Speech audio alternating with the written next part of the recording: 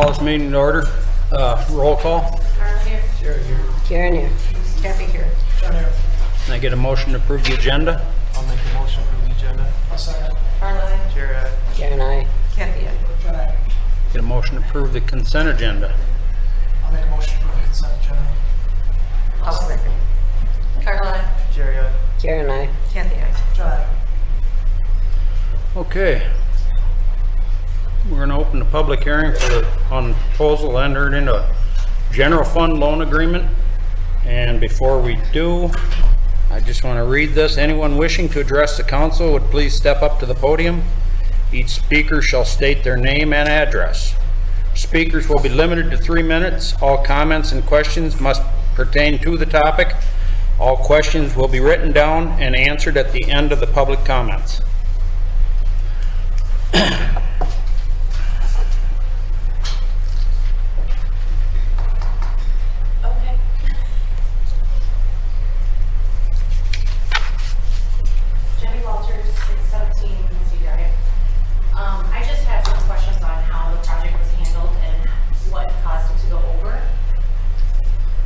Okay. We'll answer all the questions at the end of the comment period. Oh, okay. So, Okay. So you want to just state your questions? Or what do you want? is that all? State your questions or? Yeah, that, and I want to know the current plan for the building right now. Okay. Well, I see it sitting for 7 times, so I want to know what plan is for right now. I know I've been told that it was built for the future, but I don't know what we're doing now with the building. Okay. Thank you.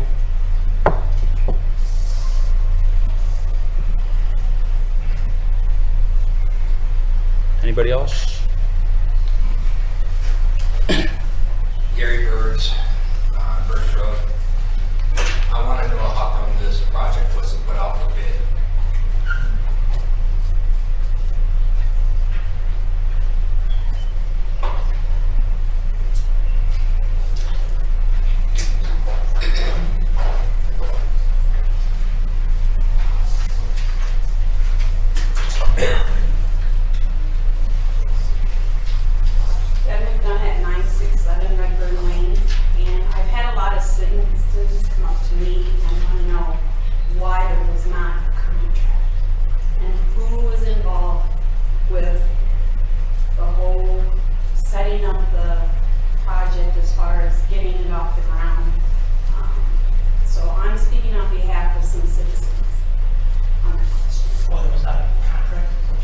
Yes, why there was not a contract.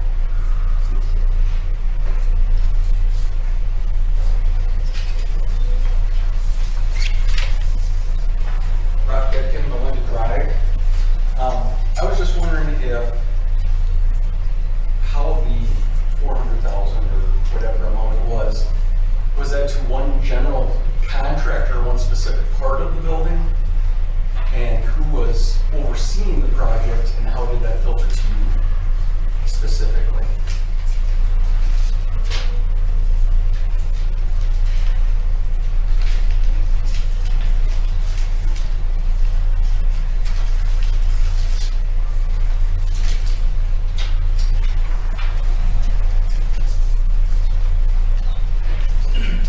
Later with Peosta. I was wondering if this was such a surprise, I read it in the paper, was such a surprise to the council, what the price of this building is. Didn't the council, were they had to approve all this stuff? Aren't they running our city?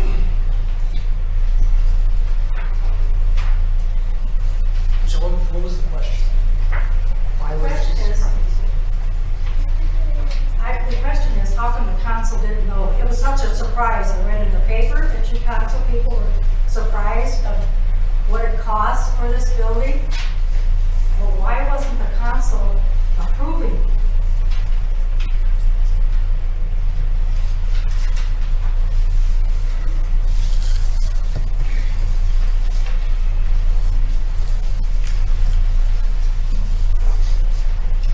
Peacock, 324 Leslie Drive. So if there was no contract, my question is, was the original proposal. If we have the original proposal, we can see it. And how big, you can't go over the budget on the original proposal without somebody authorizing, who authorized that to go over the budget. If there's not a contract, you still have a proposal in hand that they cannot go over without authorization. So there has to be some checks and balances, and we need to see that.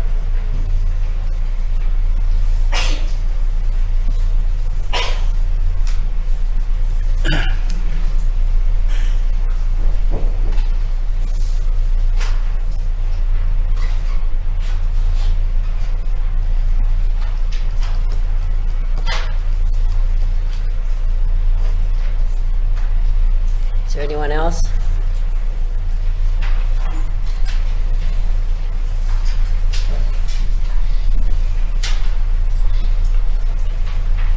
John Edelman, 510 Maple Ridge.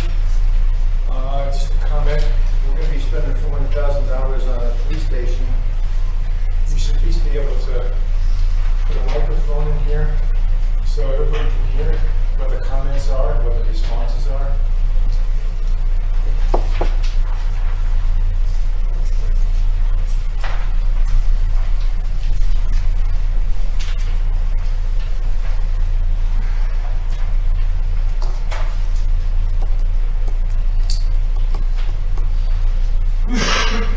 Anyone else?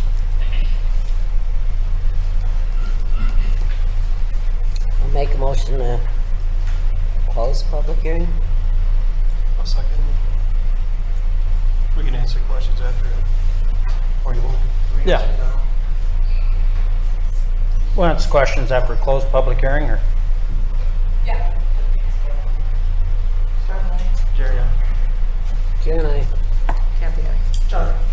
Okay.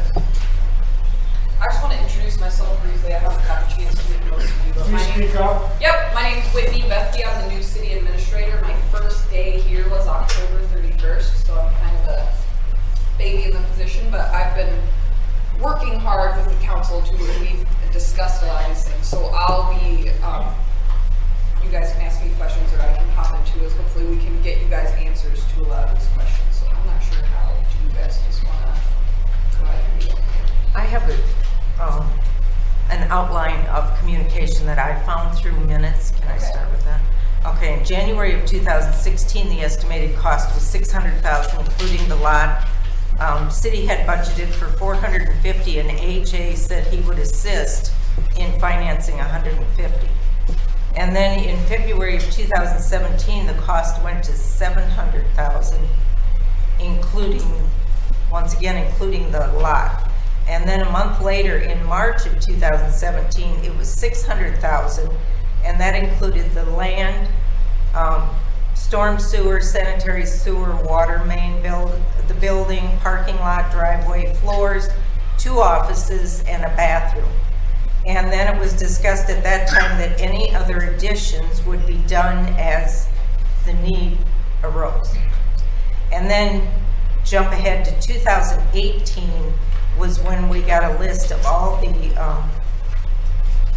extras, upgrades, extra charges for sewer work, and a fee of $175 for the land, which was supposed to be included.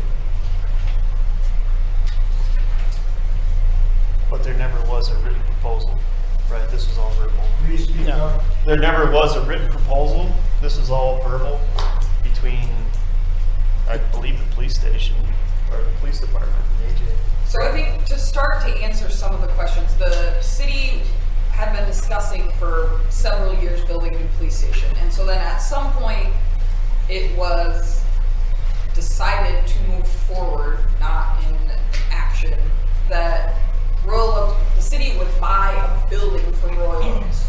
So that's when the city kind of was removed from the bidding process. So that's where those questions, the answer to that kind of lies. So at that point, Royal Oaks moved forward with the project, and you can jump in if I misspeak at all.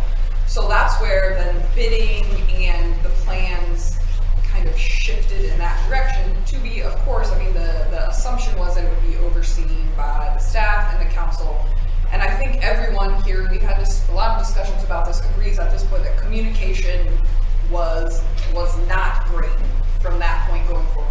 So there were some meetings, there were some updated provided at council meeting, but, you know, the cost, obviously, as Kathy just mentioned, you know, it was 600 this month, then 700, the next month after that it was reported it was 600. So there wasn't consistent information. Some decisions, you know, were made by the council, some, you know, forward measures were taken by other parties. So that is where, that's kind of how the council got on the path that we're at today. So in causing the project to go over, in the initial plans, the entire interior was not going to be finished. So there were going to be 2 office finishes initially, and then some of the interior was going to be left to be unfinished by our public works staff. Well, so that obviously didn't happen. The building is completely, it's built out, it's finished. I'm not sure if many, I know some of you toured it during the open house. So at that point, when that decision was made, there is not clarity on when that happened and how it happened. That's just a matter of fact. But that's, so the overage is not due to nothing. It's not due to inflated prices. There was additional work that was done. It was just, it's fair to say that may have been not expected on part of the council. So it is work that would have eventually had to be done. The public works staff obviously was also kind of dealt a blow when their director fell ill and has not been, you know, even since able to return, and he took a lot of that general construction work he was able to do. So the workflow even within the city changed a little bit. So that was work that would have had to have been done and paid for at some point. It just got done on the front end, which I guess, I mean, everybody agreed was not necessarily the plan. So, and that, I guess, that's why it wasn't contracted, because it wasn't the city's project when it started. The city wasn't. How is it a city building, but it isn't a city project? I don't understand. We bought it. We bought it off of AJ. We did the same thing with the Public Works building. He built it, put everything in it, we bought it off him. We saved the cost of an architect and going out for bids on it. We got what we wanted with the police station and with the Public Works building. So it was a cheaper way to go by having him build it and us buying it from him. Kind of like when, just bringing this up the past, but it kind of reminds me of when the community center was built. AJ built it, and nobody figured they'd have to pay for all the stuff, the equipment inside it. I know, but then don't you have to approve that afterwards? Yes. I mean, otherwise, how do you go over budget 400,000? Because it was finished. We understand, we but didn't. who approved it to be finished? We didn't go over 400,000. That's a misprint. We never went over 400,000. We spent the extra 400,000 to finish it, or we're spending the extra 400,000 for a finished building. If it wouldn't have been finished, we would have ended up paying the 700,000, I believe. Or, right? 260,000 is really what the overage is. Right, so like, yeah, there was a $600,000 number discussed, and there was a $700,000 number discussed, and the total project amount that the city is paying back is $900,000. The $400,000 is just the amount of this loan agreement, because that's the balance that we haven't paid for yet. The $400,000 is that number's not the overage. The overage is somewhere in between. You know, that number unfortunately was never solidified. So the 600 or 700,000 from there to the 900 is the overage. My biggest question is, how does the council plan on paying that extra 400,000? Are they going to have to raise city taxes to go do this? Or? No, we have a pay schedule that Royal Oaks has given us over the next 4 years. Point of order, the people in the back have that vent to contend with, and we can't hear you. Come closer. There's Speak chairs up. up here. There's chairs up front if you'd like to That's sit closer. fine, well, you speak up. So you guys have made an arrangement with Royal Oaks Yep, we have, Yes. we have a payment schedule with Royal Oaks. for the next 4 years? And it's tax-free, no APR, so. Okay. and no interest. Yep. No interest, and then, like I said, it won't affect city taxes. No. It technically won't affect city taxpayers. No. No. No, what we're getting a building that's gonna last a long time. I mean, this is 20, 30 years down the road. Oh, I This agree. is- I mean, and for the force we have now and what they were in before, I don't know if you guys seen the building that they were in, but it's not even called a building. It's a closet with a garage, and it's next to the a water tower over there. So it had chemicals and everything in it. So the fact that they were in there for 20 some years is proof enough that, hey, it's time for them to get a decent building. And why build a building to what we need right now when we have the ability to get what we need for the future? You know what I mean? I For don't 20, disagree. 30 years down the road, and get a building that's gonna last forever as far as what the city's gonna need, so. I don't think anybody's arguing the fact we need a new police station. The fact is that it needs to be documented. If you're just gonna do a handshake, yeah, I agreed to buy the building for 700,000, well, when it's 900,000, maybe we aren't buying the building then. Or maybe we have to come back and have a vote on it in the city, because that's not something you just up the price 200,000, expect the buyer to buy it. If my car costs 50,000 more, I'm not gonna buy it. And you're not gonna have one person So on there has this. to be documentation going forward, any other projects that are done, and it has to be a contract. Yeah. I understand if we got a better deal working with AJ, but there still has to be an outline of what's gonna happen written down, not just city council meetings. I don't think anybody's going to disagree with that. No. Well, we need to have That's a a plan lapse. going forward and Well, I some think- sort of paperwork. And I, Yeah, and I agree. I absolutely. think though, the position that the council was at, even 4 or 5 months ago, that's part of the reason that we brought in the city administrator to help oversee that. And that's going forward, I think, is what you're going to see those projects have, is someone that's going to be able to oversee that day in, day out.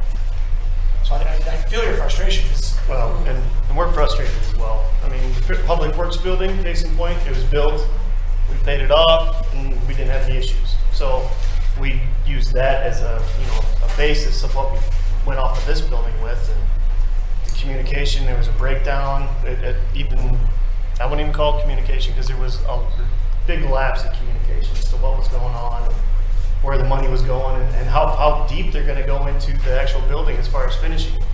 I mean, when I walked through that building, I couldn't believe it. If you haven't walked through it, it's a beautiful building. I mean, they got 6-panel doors and beautiful bathrooms, and it's finished. So, From the perspective of the Royal Oaks construction, what was their understanding? I mean, did they just take this and run with it? Did they believe they had the go-ahead? What happened there, and what are they saying right now? I was on the council when it was being done, but I think the way I look at it was, I think they just kind of took it and ran with it a little bit. I don't know Yeah, if I there was there direction given from us, Jim, or no? The general contractor, Garrett, that works for Royal Oaks, on the March or April, said, he was talking to AJ. AJ was out of town, and they've been talking on the phone about the building. He said, well, we got everything situated outside. Maybe he says, well, okay, I'm gonna get some people in, and we're just gonna finish the building. We're gonna finish the inside. I told the city what he said. Nobody asked what's it gonna cost. Just done. Who did you tell? I told the city, Who's the city? I told the city clerk about talking to Gary. They said we would finish the inside of the building. Nobody asked what it was gonna cost. I think they probably thought he was gonna throw it in. Because this building we're sitting in right here, he did this whole building and handed them the keys. I think they were thinking that was gonna happen. I don't know. I can't understand is how it costs $265,000 more to finish off what's left over.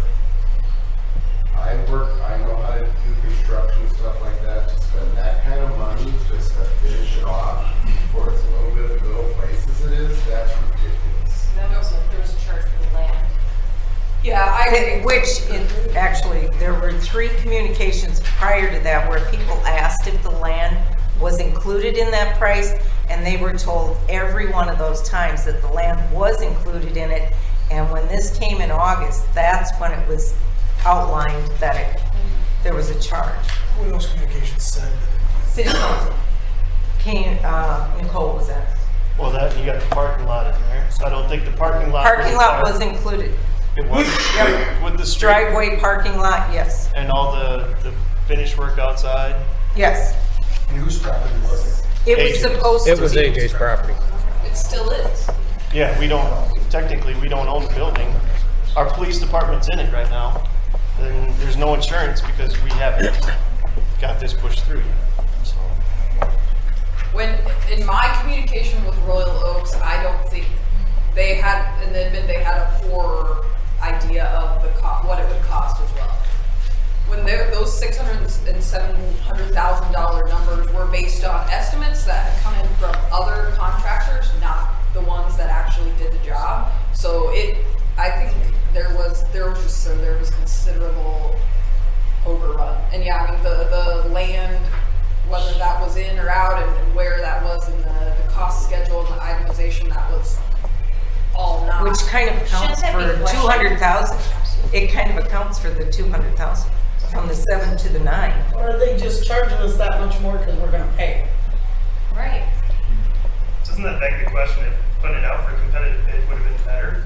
Because you said it saved us money, but she just said the bids came in at 600,000 and now it's 900,000. There was never any bids. That's just with, Well, so in like 2014 and 2015, Obviously, they got 5% estimates going up from other contractors, but they were very, I would say rough, you know, like it was like, okay, we want a building, this square footage, this, and I was looking at one of them today, it was like $497. So, but that wasn't, you know, parking lots, a lot of the details and the finishes weren't included. It was basically square footage, this is what we want.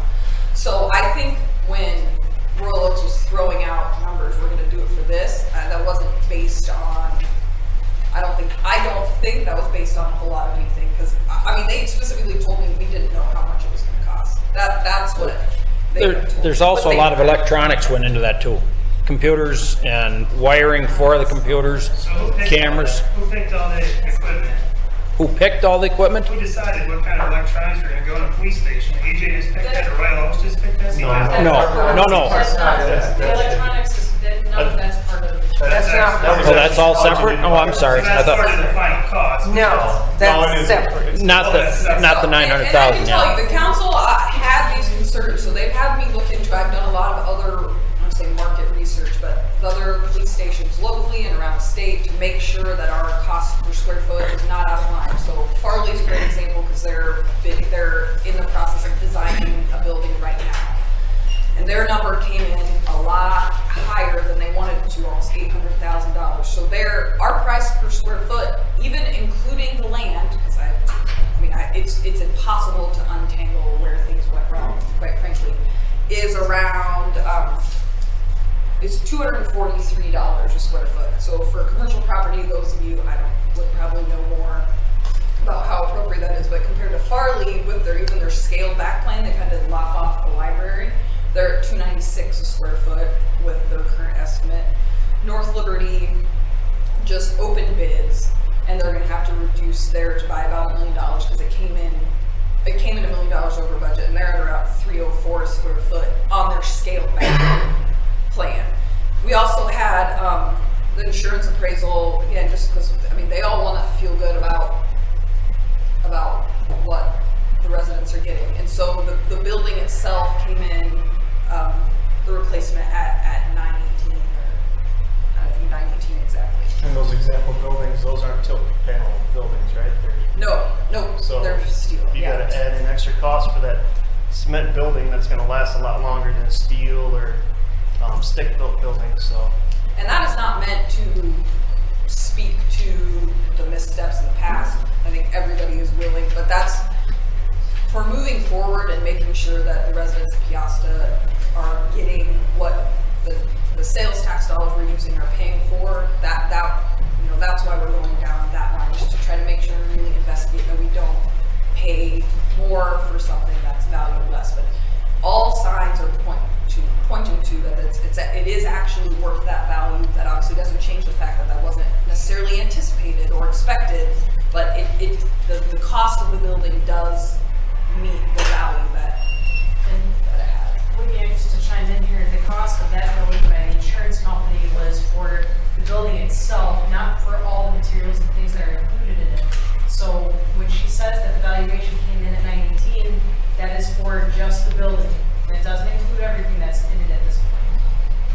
they walk through, I am certain that number will go, but that was just their initial evaluation based on the data. Square footage, number of doors, garage doors, things like that. So how many hours a week is that building being? Yeah, I think the chief and sergeant could probably address that better than. We have 3 full-time officers. We try and have at least one person on once a day. We're not currently a 24/7 operating department. Very similar to kind of what Asbury has right now. They have a population of, I think, close to, we say 5,000? 48. And they have 5 full-time officers. They are still not 24/7 operating. So we try to have someone on at least every day of the week, including the weekends. And it may vary on the hours that we're there. So when there's not an officer there, it's just locked up. Correct. It's dark. But the county and the state patrol have access to it. They have access to it. They need to. It's the sheriff's office. That area, the area is available to the other officers if they need to do interviews, if they need to have a safe place to be able to write a report, if they need to stop and use the restroom. That area is available to them. If they need to run someone through standard field sobriety tests, they can come in and there's an area that they have that's a safe area to get them out of the elements, like today. They have access to that building in order to utilize it. We do have confidential information there, so having other law enforcement able to get in there is okay. Having public access could be an issue just because of the confidentiality problems and the Iowa state laws that we have to follow.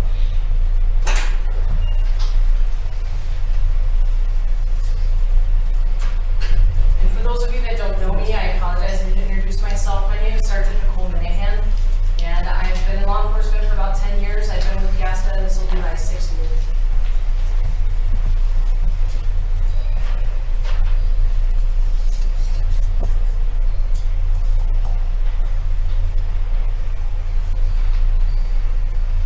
Anybody got anything else? Anybody else?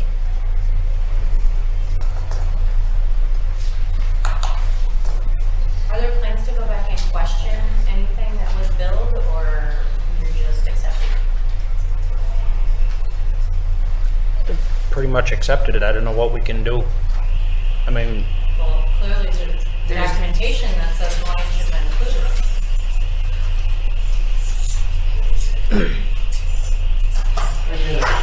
Royal Oak's been putting up buildings for years. And they know what it's gonna cost to put up a building before they even start. They have the kind of differences in numbers from what they said to what is at the end, and it's just totally ridiculous. They know off the right away what it's gonna cost. They've been doing it for years. They have these ridiculous numbers. All right. I think it would be understandable even just to ask Royal Oaks, you have a material list and costs, you know, all those materials for the fences, that discrepancy there, just to see, make sure that, you know, things are within acceptance. Exactly. Great, when you go back and say, we have documentation that says 3 times the land was included. And, you know, maybe they forgot, right? We didn't, because we have it documented. So is there, you know, is there any kind of resource where we can say, this is what we agreed upon, you're not coming back in good faith?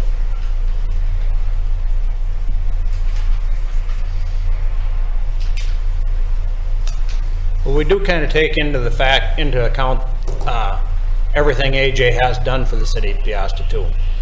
I mean, this was an $8 million building that he gave us. Everything out in the industrial park he built. Your taxes are as low as they are because of everything he built out there. If all that went away, you wouldn't be able to afford to live there. It'd be expensive. The man's not a king. Pardon? The man's not a king. I realize that. But he has done a lot for the city. You can't take that away from him. I'm sorry. He has done a lot for the city. Well, for the Well, in this particular scenario, it doesn't seem right. for Fairway, he gave Fairway the land so that would come into town, so. He brought Finley Gives them here. a right to charge. No, I'm just, that doesn't get me right. Over budget. I don't know. I'm just saying that was, Because if that's the case, he's not giving anybody anything, because he didn't give Fairway the land, because he's charging you for it. But I don't think it's over budget that was discussed. But I think when you take a look at the building itself and you look at the valuations that we've done research on, our own insurance company said that if they were to rebuild it and not buy the land, it's going to cost $918,000. was But that, that would have been budgeted first. And it wasn't budgeted that. No, I understand that that. wasn't- We all understand that there was missteps oh, big time, yeah. I mean, there was, on the process. We But understand. it's just like she's saying about these other ones, but they're backing down because they can't afford it. We didn't get that option to back down because we couldn't afford it. I They're don't being disagree. I don't disagree with you. fiscally responsible. I don't disagree with you, but unfortunately, Because I've had my husband on that side of the counter, and I've disagreed with him at home. You can ask him. listen to my wife. So, trust me, I know what it's like to be on that side of the counter. We didn't agree at home when he was there. Yeah. And I still don't agree, even though he's not there. This is the way, and this may be wrong, right, or different, but I'm just going to throw it out there, is that I think that yes, the process was bungled at best. I don't think there was good oversight, if much at all. Unfortunately, this is a situation we're in. We've got a building that right now we've got $500,000 invested in it. We owe additional $400,000. Our police department's in it. So we do one of two things. We can either do nothing and not pay it, be evicted, we don't have a place for a police department, or we can take this, take the payment option that we have, interest-free, move forward and learn from it. And I think those are our options. I don't think where we sit today. If we could rewind this 2 years ago, it'd be different. yeah, we'd have contract and everything would be totaled and tallied, and there'd be adjustments to that. But just going off of what we've dealt with the past in Royal Oaks in the past with the buildings that we've had, that's kind of where the lapse was. We didn't expect to see this kind of a. Does AJ know what this is going on? Oh yeah. Okay. Yep. What is AJ's response to this? I haven't talked to him about it. That's when I talked to him, he said, I didn't know how much, I didn't know it was going to cost this much. I think I'm like new, and I'm really here for like number C, but I guess I picked the wrong thing. I think you have a third option. Somebody that's moved back to the area. Years ago, I did business with AJ when I was in purchasing. I know AJ's aura and everything else, and after being away for 16 years, it's still AJ's place. But I think your third option, just seeing that everybody's in agreement that things went on the dark side, I don't think there'd be any reason why one couldn't suggest that if you did an audit on that project, everybody in this room would like to see it and probably be happy with what they see. There's too much of, I didn't know that, or I knew that, well, it was this, or every time you guys cut a check, you cut it for a reason, right? If you general your own home, typically you give the contractor 33% at certain stages of the job. I can't see how this would be a lot different. At least see what your 33% that you cut for in general that you were paying on. And maybe a little detail matched up to the payments would relieve some of the tension that's going on now, instead of this, it's a good deal, we made mistakes. I don't think it'd be hard to get the information, would it? Well, and that's why they asked me to look into the values, because, you know, establishing the value of the building is essentially right, rather than sifting through a year and a half worth of invoices to make sure that what we got is worth what we're paying. But I think that extra effort would certainly put to bed a lot of people's question, because when I look at that building, what I hear now, I'm in kind of the same boat, like, gee, is it kind of like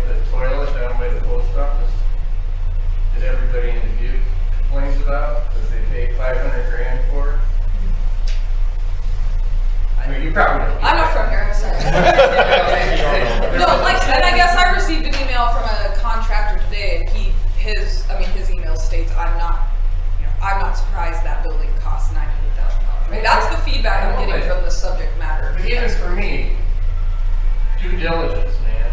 If you can match the payments up to what you were paying for on each check, I think that would be. That's another thing though. Solid. It was all general and built for the city by Royal Oaks. Do you know what I mean? Somebody, did you write one check?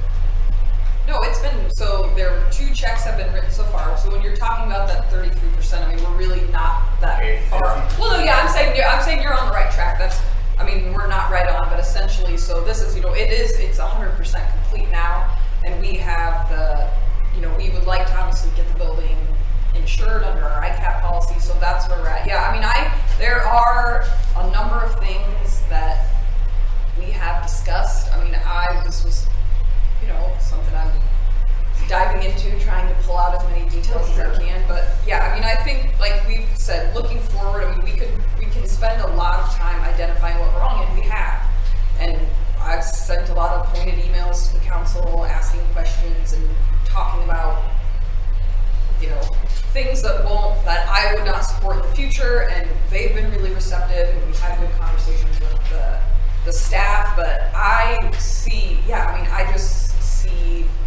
that it's positive to get to a point where everyone feels good about moving forward. And ultimately, I told the council that as a resident of Peosta now, like, I feel good about what they bought. At the end of the day, anything before today, not mattering, what we bought is worth the price, and it will serve Peosta well. So those are 2 very good things. For as little oversight, it honestly could have been far, far worse. And so we're to be really thankful that every number we're getting is verifying, and I'm sure there's those of you who probably have a lot more expertise than me that could offer supporting opinions. So we haven't heard anything yet that that tells us, because obviously, I mean, sure, we'd love to save money, but if what Royal Oaks built for us is worth that much money and costs that much money, that's what the city needs to pay. So it's not. So I think it's worth. I'll shut up after this, but if we show a hand of who'd like an audit, just to get a feel for the audit. I think that's reasonable information we can get. I don't know that that's. How can you do an audit when it's not something that you have a contract for? You can't audit somebody who don't have a contract over. They can make up whatever they want to make the price fit that. So the audits, and I do unfortunately, they're going to make the price. And I do have the list of contractors is extensive. There's like 20. I mean, it will be a lot of additional city staff dollars spent plucking through information that may or may not be. Like, we don't have the original engineering costs, build, all the specs, and all the little things that you get for a normal bid out job. And because it was through Royal Oaks. I would guess because they were working on several other projects at the time, a lot of things were billed. Because this is over 2 years. How many years did it actually take this?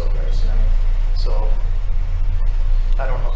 Granted, they might have the information, but they will have the documentation. Any good contractor will have the documentation. It's just rather how you're going to get it, how you're going to see it, and how much time you're going to spend on it, and how much money you're going to spend on it auditing it.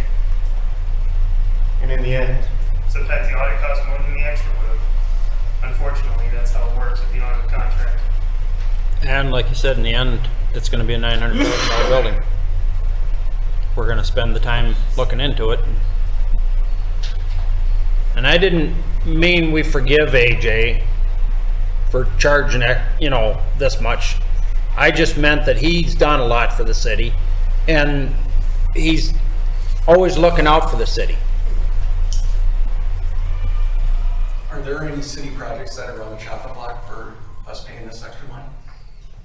Anything that's not going to be done? Parks-wise? No. No, because they were able to be flexible with us with spreading us out over a period of time. Yeah. That we're not jeopardizing anything that's. And I think that's in part because it was a surprise to them as well. But I don't know if that's either way.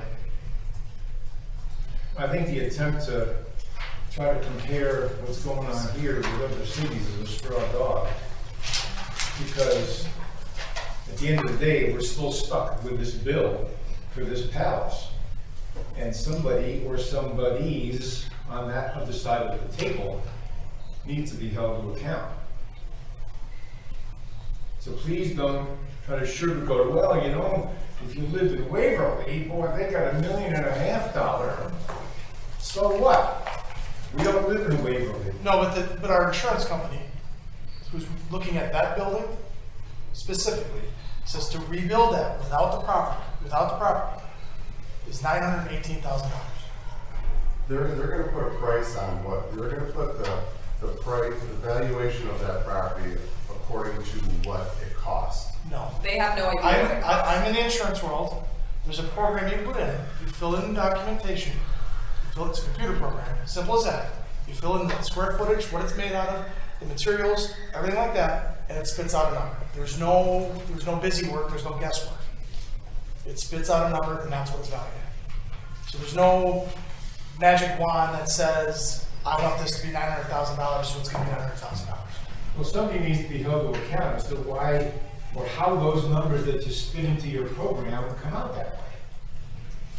As far as the design, the overall design and how we got to this The numbers that you say the insurance company puts in the computer has to come from somewhere. Right. They take a look at the square footage.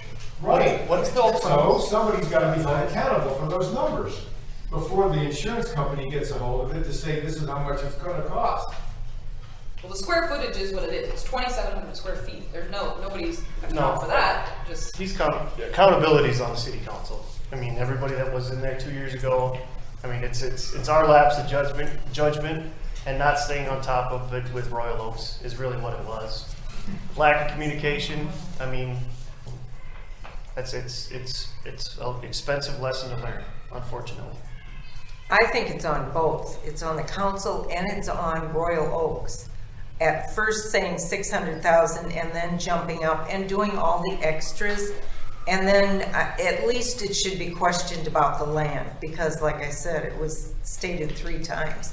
And then at the end to put a price in for the land, it should at least be questioned before we just jump. Who stated? I mean, at least give them a chance to explain it, or it was asked at 3 separate council meetings, and I think Nicole was speaking for AJ at the time. Yeah, we got updates from the police From department. Nicole. So we didn't actually have. So AJ wasn't here saying that? No, we didn't have a representative from Royal Oaks or anybody here actually giving us figurative updates. and unfortunately, I know there was also a meeting where AJ stated that land was not included. So we have multiple examples of. So we have that in minutes too? Yeah. That was at a meeting at IIW with the mayor and Is that a work session or a meeting? It might have been at a meeting. But Yeah. that didn't happen until late summer when the building was completed, when he said it wasn't included. And you said Did you no did one a question it document that the price of the I have 3 separate meetings where it was stated that it was included. By who? Nicole. She so was asked at 3 wasn't- separate meetings. So it wasn't She actually was Royal speaking Oaks, for though, is what I'm So saying. it wasn't AJ or Royal Oaks who made that Exactly. statement. So. Cody Austin with IIW did make that statement, though. And that's, I mean, Yeah. that's what we see in really everything surrounding this project. That in different meetings, there were different data was exchanged that was not verified and shared with all parties. And so, yeah, I mean, Kathy's completely right, but that's, I mean, it's. The only thing I gotta say is, to me, when I was on city council, whenever there was a big project going on, whether it was Mark McLean doing it or whoever that case may be, even AJ, when it was something important, they usually came to the council meetings and at least filled us in what was going on.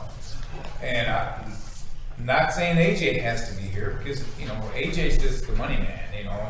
He owns Royal Oaks, he owns Mighty, he owns all that. He don't need to be here, but somebody from Royal Oaks, whoever's running that show, should have been at a council meeting, not sending Nicole to tell the council that the land's included. Royal Oaks should have actually been here addressing the city council. Whoever's running Royal Oaks, I have no idea who it is. I don't care. I know we have IIW, I believe it is, that does our engineering. Usually Jim Bosley is at pretty much every council meeting. I mean, at least when he was when I was on.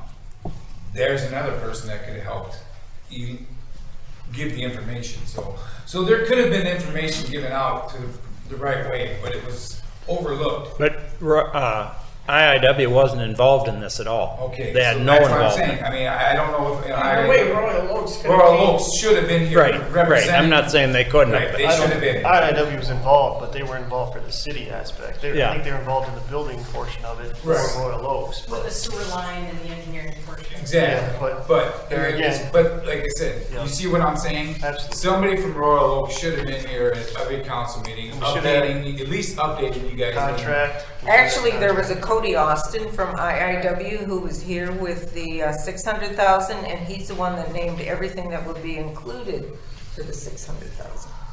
Was land in that? Was the land included in that? Okay.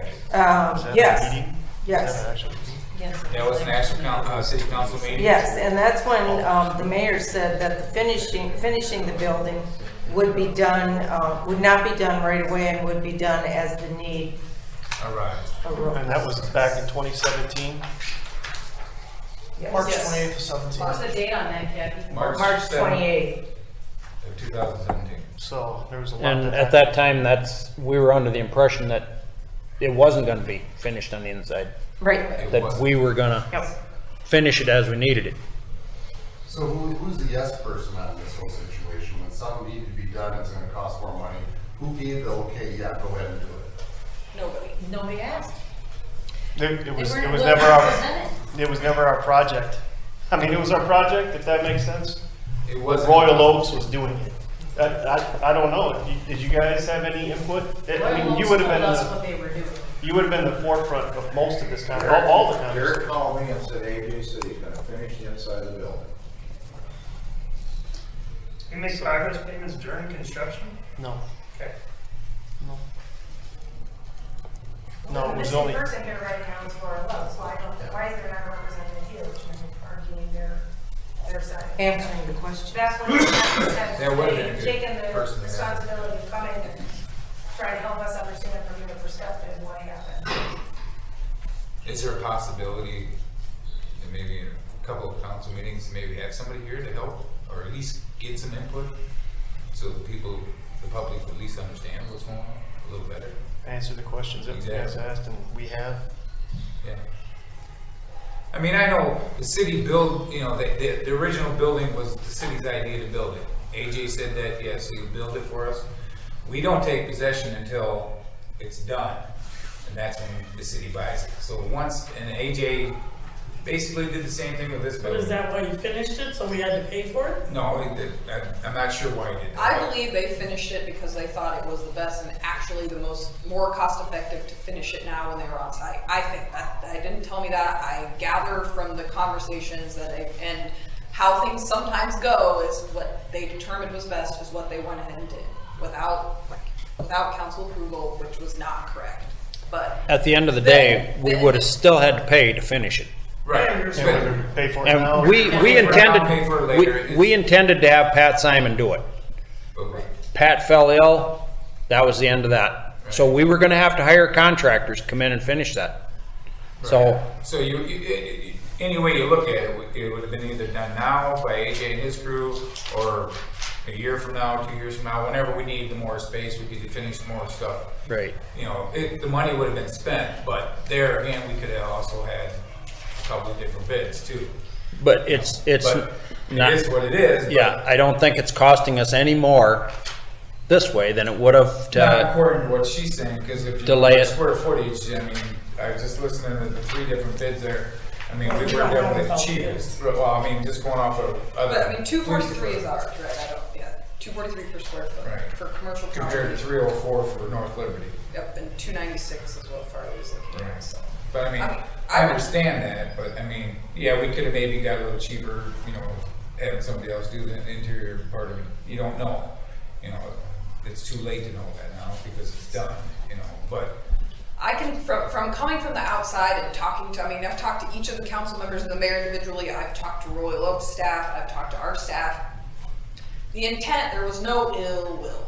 Nobody was trying to do something surreptitiously, or, you know, them, Royal Oaks finishing the building, you know, there was no ill will there. They thought they were doing a good thing. You know, the council wasn't trying to circumvent anything. It was just for simplicity's sake. So between that and the fact that I hope the residents can be assured that you will not find yourself in this position again, and I would encourage you to hold myself personally accountable. I mean, that's why I'm here, and I'm taking that responsibility very seriously. You know, we have another wastewater project, some other large projects that I look forward to being, I mean, I'm very hands-on. I like to be involved. I like to know the ins and outs. And we've already had some different conversations with IW and other entities that I expect and am requiring a little more documentation than may have been requested previously. So I know that for my part, I can assure you of that in absolutely no uncertain terms. Well, it does seem that we're kind of a special case, you know, because we do have these people that do a lot for our community. But you saying this, is there a document that will be put together in the future? I mean, there's obviously everybody's in a tough spot now because we're beyond that point. Right. So for next time, because we do have a special case, I mean, we do have a special case. Right. What's the plan for going on? Yeah. There does need to be a concrete process in the future. Absolutely. Because So we are a special case. Right, and that's certainly, you know, that when you have private money that wants to invest in the community, that's huge, and that's something that the other half of the world, I'm not sure, a lot of people have to fight and scrap for 1/10 of the development we have because they don't have that private money. So figuring out how to harness it while being more responsible is the key. So, but there's pretty simple agreements. Not to exceed is the magic word. So really, if we enter into some type of formal agreement, and you really don't have to, it doesn't have to be extensive, but as long as it has that magic not to exceed number in there, then you're protected to that point, and they know that this dollar is it. Now you can obviously, it can be 20 pages or it can be 1 page, but like I said, the important thing is that not to exceed number, not to exceed $600,000, not to exceed $700,000, not to include XYZ is pretty simple. I think, like, I spent some time working at a law firm, and so I'm pretty familiar with that kind of language, and I know that's just, it's pretty reasonable, and that's generally in this case what would have happened. So that's what the city will do going forward, and with somebody who has a lot of energy and a lot of passion to throw into the community. I mean, like AJ or any other, quite frankly, any of the other businesses that are in a position to invest. Yeah, I mean, you want to cut them loose and get out of their way so you can help them grow, but we will be better at protecting ourselves by just making sure there's some simple, I mean, it's not difficult to put the safeguards in place. But is that something that's going to be like a visible process that you guys Absolutely. show us that you're following each time? Absolutely. It'll be a contract basis. So there'll be a written standard operating procedure for city projects. For private buildings being built and everything like that, anything Yeah. that we're not contracting out. Yeah. Yeah, so I don't know, Carla brought up, and I don't know if many of you noticed, but we had an item on the consent agenda, which is just a purchasing policy. So there's a lot of these policies that are standard in larger cities that we're kind of trying to build here. So that's one that was approved. You know, I'm working on a budget and fiscal management policy statement right now. That's what I was working on today. So those are things, standard items that will be here hopefully, you know, for as long as I'm here and long after I'm gone or anybody else here is off the council, so that those things are standardized and they don't change with people, change with projects, change with who's building the project. So I think, I mean, we're all in agreement that that is the road we want to go down. I know, speaking for myself, and I believe my wife feels the same way, we love the community, Peosta. He's speaking to But anyways, you know, I've been here 23 years. My biggest thing when I was on the city council was try not to raise city taxes. And I made it through 4 years and not having to. And I know if you go to Farley, Epworth, you know, Worthington, you know, as far as city taxes, we're one of the lowest ones around in the big county. I mean, yeah, granted, everybody has to pay your county tax, but you know, that's one thing that draws a lot of people out to Peosta, and that's what keeps growing our community. I agree with that, you know. This is a mistake, it happened, you know, AJ has done a lot for the community, don't get me wrong. Sounds like he feels bad about it too, but you know, he's a businessman, he's gotta get paid for what was spent, you know. Just like I said, I'm glad to see that our city taxes are not gonna get raised over this, you know, I'm glad to hear that. Just in the future, I think we need to be really on top of this, you know, and that's your job now. Yep. So, It absolutely you're is. handed, you will be handled. Yep. We don't have to look at these guys. It'll be easy next time you guys come. You can just straight to me. Whose fault? Her fault. So at the end of the day, you guys are gonna thump your chest and tell us that you learned your lesson and walk out of here and we still have to pay the bill. That's where it is. That's basically what We have to as well. We're residents, so we have to pay the bill too, so. Yeah. Yeah, but you're okay with it, we're not. I mean, there's a difference. And I can tell you several of you up there would have threw a fit when you weren't on the council and this happened, and now you're on the council and it happened. And you let it happen on your watch. So to me, Glad it wasn't on that's mine. not fair, because when my husband was there, I know a lot of you that came and pitched a fit at council meetings if $1 went up. This is $300,000 and it went up on your watch. So shame on you. So I don't care what the number is, you can say 400, she said it wasn't 400. Then somebody said 296, I don't care what it is. It's way more than it should have been, so you can argue with me all you want. But I'm telling you right now, you people let it happen and shame on you. I know that. Because I was here when my husband was on that end of the table and you guys were on this side, and you throw a bigger fit than I'm throwing right now. And I'd throw a bigger fit. But I love our police department, and I know several of the council members that got their butts chewed out from you people when you were on this side of the table. And my husband was on that side of the table, and he got calls from you guys at home and stuff like that when you guys didn't like what they had to say on that side of the table. And I don't do that, but I'd love to. But he doesn't let me, and you're lucky that he's got somewhat of a reign on me. And that ain't a lot, I'm telling you right now. Hey, go home. Yeah. Well, it's true. It is. And I'm telling you, I'm not in agreement with you. At the end of the day, we screwed up. We didn't have a handle on it. But And you'll hear from more than tonight, because you come to our house. But I'm just saying, you know it's true. It is. I do. I can't deny that. But it is what it is. We are where we are. Because it's not. It is what it is. It's 300,000. You guys act like 300,000 is like a kick in the bucket. I don't have 300,000. Oh no, trust me, I don't let them get away with that. No. I mean, you guys are acting like it's no big deal. It's a big deal. I guess the biggest thing is I'm glad to hear at least they're willing to work with the city and not expect that $300,000 or $400,000 payment now. I mean, if that happened, yeah, you guys would have to probably raise taxes now or something. I know, but then that affects. That would affect all. And Whitney did not let anything happen because most of this was done before she Oh, I got know here. she wasn't here. I'm not blaming her. Yeah, I seen her when I paid. I'm not blaming her at all. First time I met her. I know she wasn't here when all this went down, but I'm talking to the council. And I think everybody knows who I'm talking to. So, what do you propose we do now? Well, you guys act like there is nothing we can do, so what can we do?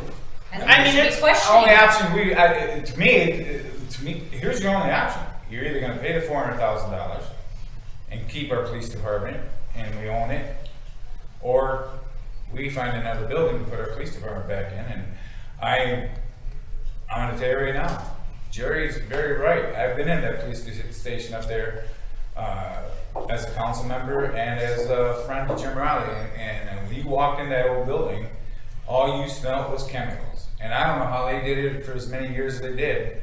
And there were a lot of times you drive up there, and if there was a nice breeze, that front door was wide open just to get the air to flow through.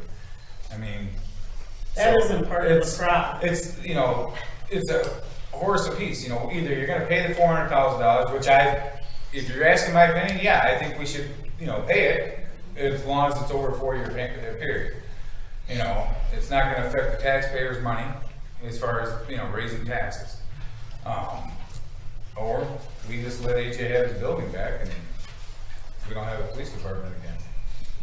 Has the question been asked, if it's been documented 3 or 4 times in the minutes, council minutes, about the land being included, has that been presented to Royal Oaks? Yeah, I've talked about that. The issue, the problem is because we didn't get invoices the whole time. So the land is listed last on the last invoice we got. Their position is, well, yeah, it is included. 900,000 is the total price with the land. It's listed last, but they could have just as well listed it first. The order of the invoice doesn't necessarily mean they tacked it on. It was just, you know, again, this is a product of it being so disheveled. It wasn't like, okay, here's your $600,000 pot, and we took this off, and we took this off. It was, I mean, different facets of the project going on at once, and so at the end, when it's the final cost bring in and the land, their position is it was always included. It is included. This is just your total cost. So it's, I mean, and we have no way to disprove that because we don't know what pieces were already, you know, quote unquote billed for or charged. It's, I mean, it is a city administrator's nightmare, quite frankly. Do we know what that plot of land is worth? Yeah, so probably the best comp you can pull is the Farm Bureau piece, because that's kind of right across the way up, and also came from AJ. So that was sold for $200,000. It's a little bit bigger than that piece. So, I mean, it's right in the, our piece is in 0.7 of an acre. So it's, I mean, and I think the Farm Bureau was like 0.9 or 0.89. So it's, I mean, you're splitting hairs trying to determine, it's market value range in the range. So. And what was the cost of that land, Josh? $175,000.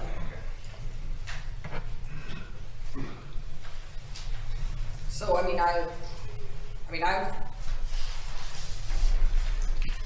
we've been researching this and working on this a long time. Unfortunately, it was after the fact. Right. So that's our fault. Yeah, and I told the council many times, I mean, my position, my formal recommendation is to approve the loan agreement because I feel that is the best for the city now, and that's my job right now. So that is by no means glazing over or glossing over or rubber stamping what happened at all, but from what's best for the city, that's just what the decision is. So, and I mean, the council that I was interviewed by and that I work with is fantastic and loves Peosta and loves this community and wants to do good things. So this was unfortunate, and they are having to take ownership of a lot of the problems. But like I said, that the intent wasn't poor, but unfortunately that doesn't get you very far. But I can say that, and they are doing we're going to do better. We're going to do the best we can. We're going to stay forward. We've been cleaning up and taking care of a lot of business in the past 3 months, and look forward to keeping it going. And this is just this is a big hurdle to get over.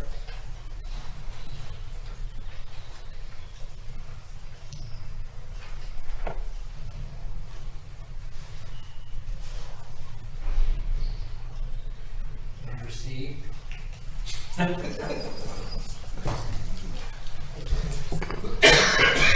Okay, resolution authorizing and approving a loan agreement and providing for the issuance of a $400,000 general fund note.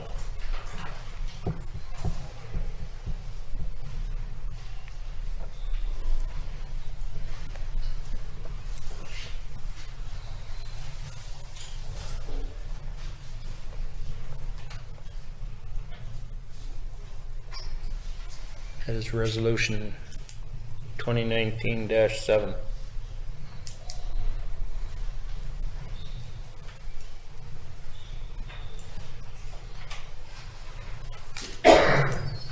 I'll make a motion for resolution 2019-7. Oh, sorry.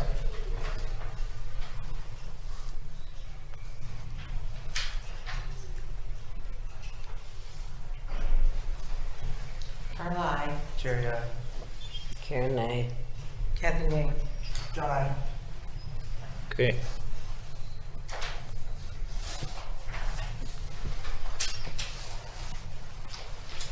C, public hearing for Thunder Valley Estates Phase 2 rezoning.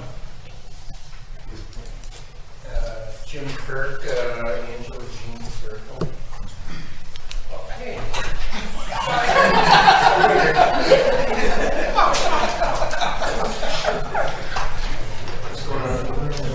If you were looking for support. Thanks for staying.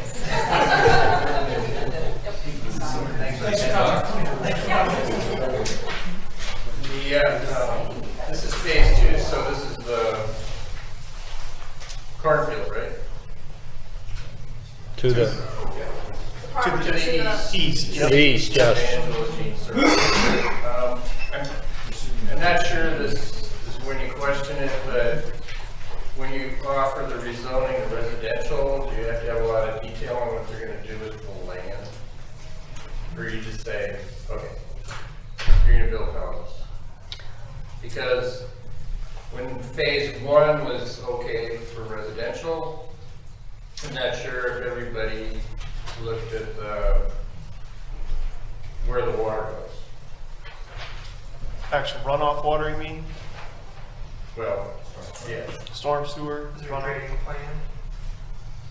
So I'm not sure if I meant here too early or too late. I'm not following you. What is there a problem? Well, let's just say on the east side, as the homes are built, we get water that comes down the lower yard. And for example, our backyard will, so you have whatever, it's a quarter of an acre, or 7. Half of it's so wet it takes 3 or 4 days to dry out because of the water. As they build up above you, you get more roof water, and it all goes down there. And there's no waterway plan that I know of, like the fill a ditch with riprap and have all of everybody's, you know. So the back of your house faces east? Yeah. I'm getting? Yep. So when Whitney's water comes down on her roof, it could end up in my backyard right now. So if they build in the cornfield and there's houses, backyards facing my way, and they get too close to us, all their roof water is going to be coming and not fighting because it goes where it wants. That'll be additional water, so I'm not sure if the developer is taking all this into account or not. He's right behind you. The developer is right there. So right now, your backyard faces east towards the cornfield? Yep. Okay. So that comes down the slope right now towards your double wing. Yeah. When we do phase 2, there's going to be a natural pitch between on the lot line. So as the water comes down from either side, it's going to get vertically. So right now, you're getting kind of stuck with natural slope, no stoppage in the field, and then the house is above. It's a field and okay. So is there going to be a common ground back there? Well, it's 2 backyards. Yeah. Well, if you put, yeah, okay, so we'll just put all in your yard then. That's what kind of was going on. So this is just a rezone. The final plat, which includes the improvement plans, is yet to come to the council. So that That has been taken into account. We are putting, so if you're looking out your backyard, your hill goes down, right? Where it's flat. You have the whole cornfield coming towards it, plus the house above. There's no Waterway. ditch, per se, waterway between the cornfield and your flat yard, right? Have you seen the plat that he's got laid out for the road behind you? And everything in the houses? It's right here if you'd like to see it. You can come up and see it. That kind of But when you say no common ground, it means my squatty little backyard is going to be hooked up to the backyard behind. correct. Correct, but Right, you want to use that too? Sure. so I'm not sure which house is yours. So I'd be lot 10, or, Part of it. see, I'm lot 9. Okay, so part of the This is my yard. DNR requirements, 81. so part of the DNR requirements once we start this, any higher ground cannot go in your lot. So we're gonna put, the plans of the excavation will have where your lot is, this yard's gonna be a little bit lower and have a natural waterway. And that'll flow down through here, and like a retention pond. These are her yard, just flat there, is it? Well, I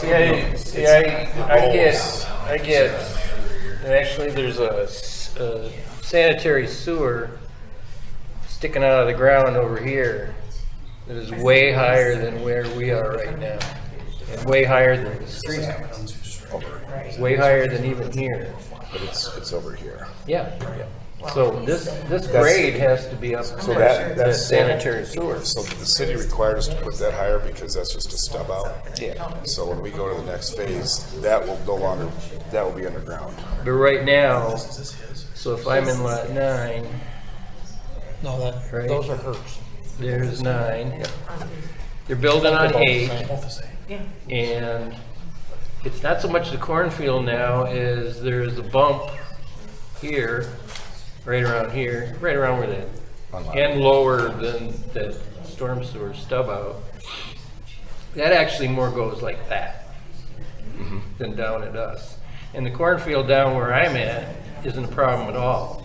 It's everything above. It's above, it's coming down. But where this division line is, right here, where that sewer line, water line. Where's that water The gonna big, go? the big back line, that's where the 2 yards are gonna meet. It's not going, That's underground, that line's underground, where is it going? Where's it gonna end up? to the main sewer. Like here? Where, This I is don't. where I live. It's, This is where I it's, live. And we have literally a river running through our backyard on our property. Which every lot time are it you? rains. Which lot are you? What would that be? 15? On that corner. We're at 254. well, the sewer's not gonna affect anything. I was just using that as a point of Okay, reference. So is it coming off the cornfield now and going It's through coming there? down the back of everybody above us yard and through the cornfield. You can actually see through the cornfield where it has So- paths going into our yard. And then right, like say here's our facing, we face east, so here's our backyard, we're looking this way, comes this way, and then over here is the retention area. So we literally have a river. Yep. When it rains hard, it's half high. We stood in there, it's half high. So this sewer line won't be underground, obviously, but I'm just using that as a point of reference. Once these get excavated, a lot of that water problem's gonna go away, because that's what we're going off what DNR's requiring, plus, which Jim was here. You're getting a lot of the water from It's, this way. you don't think there? it, but a lot of it's coming So from here, what do you- because there's no way And to it's stop. coming down the backs of these houses. Because a lot of it, this is pretty high up here, right here, up here, so that's rushing down. This will all, What are you guys gonna do back here on this lot? that's a retention pond. Oh, so it's gonna be. That's where our water's supposed to go. It's correct. Right now, what the problem is we have undeveloped area east of you, that even though it might not be high right behind your yard, it's high up top. So there's nothing stopping that right now. So there'd be a retention It's pond fine. behind it, so that water would be directed to that then. My point is, That's, well, we're supposed to be going, but there's never any water in there. I mean, it flows down there. Is You it, can see is there from an actual pond pictures. there? yeah, there will be. Well, it's not like your typical pond. It'll fill and it'll lower, because it'll. The thing that bothers us is the most is we were assured by the builder and the realty company that built their house, you know, you're not gonna have any problems with drainage. Per se, we don't have problems, but we don't want it to get any worse, because now So- we have this river, whether it's light rain or heavy rain, we have a flowing river. I get water on my patio and in my Well, deck. unfortunately, right now, this isn't resolved. So you're getting, the majority of that water is coming down. See, I understand disagree, it, but I'm just telling you. But I can tell you why I disagree, can I? Sure. Because you're right. So let's say you grade all this. You can't regrade my backyard. Or yours. Well, you can't, you could, but you're not gonna. My point is, you're adding all these houses and 4-inch dumps, and you're dumping all the water at once into one spot. Correct, and that's gonna be the plan. Right now, all this water. That's different than it all falling on a cornfield and making its way somewhere. When you put it off the roof and through a drain tile, it'd be like putting out 1, 2, 3, 4, 5, 6 times 3, 18 hoses, 4 inches, if it's raining hard, adding to what we got now. Okay, we gotta keep going here. All right, so that's the school. Thank you. Thanks for looking at it. I appreciate your consideration. Moving to Peosta has not been a positive experience. I'm sorry. That's not been. That's what she said. Put in drain tile and then all the time. You're supposed to keep your drain tiles 100 feet to your house. Okay. When they're done with these drain tiles, they're not even running them out to the end of the lot. We have 5 drain tiles scattered in the building. Yeah, they're dumping them wherever they want. Yeah. All over my guys. It needs easement put in there for a permanent drainage. Thank you. Mm-hmm.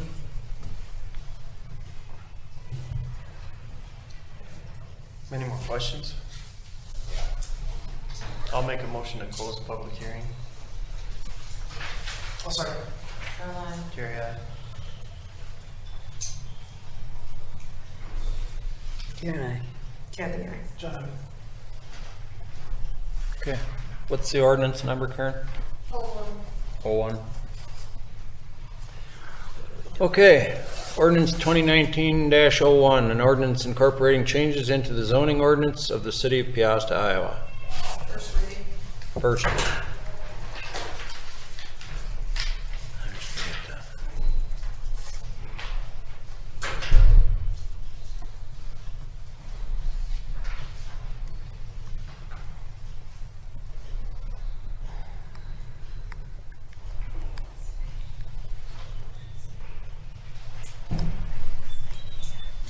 I'll make a motion for ordinance 2019-01. I'll second. Jerry, aye.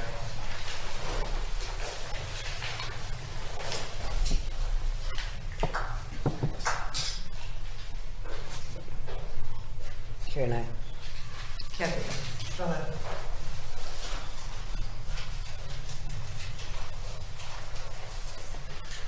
Okay. Lot 1, Parkview Estates, number 2. Second, third readings and adopt the ordinance, or do you want to do that at the next meeting? I just thought we'd do that at the next meeting. Is that all right with everybody? Or you want to take care of it now? No. I think we should wait. Leave it for the Yep. Wait? Okay. Maybe All right. we'll get some more information. All right, okay. Okay, Lot 1, Parkview Estates, number 2, street access.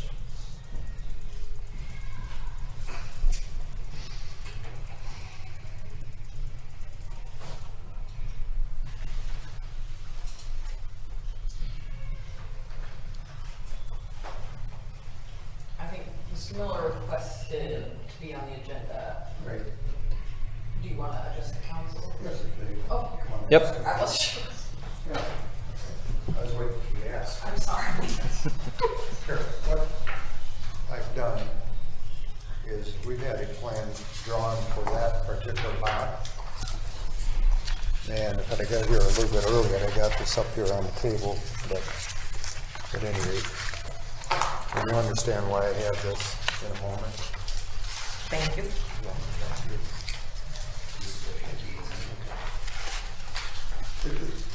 The important thing is not, well, I got a letter from Whitman that there was some concern about that building, a single-family home going on that particular lot. And so I called her and asked what the right process or procedure would be, and she, of course, said that, well, you should go to the council meeting, the next council meeting, which is this one right here. And the fact of the building, what it looks like and what it is on the inside, it's just a single-family home, 3-bedroom, 3-car garage with a basement.